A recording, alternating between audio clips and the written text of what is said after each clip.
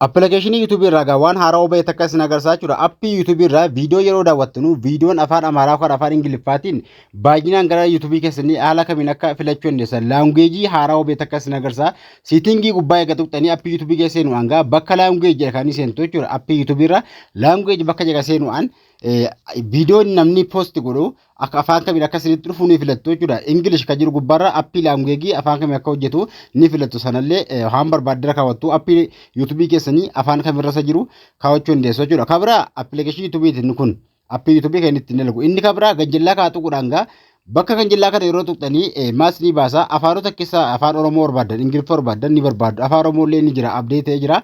Afaan Oromoo keessanii kaatanii confirm kan jettu adii kana yeroo isin tuqxanu kana booda viidiyoo YouTube irratti isinitti dhufu viidiyoowwan afaan Oromootiin dalagaman baay'inaan kan isinitti dhufu jechuudha. Afaan Oromoo yoo barbaadan viidiyoo afaan Oromootiin poost godhametu baay'inaan gara YouTube keessanii dhufa jechuudha. Sitiin gara YouTube wal qabate barnoota dabalataa wal qabate yoo barbaadan akaawuntii keenya subscribe gochuu viidiyoo kana like fi share godhaa gaafii qabdan wanti barreessa.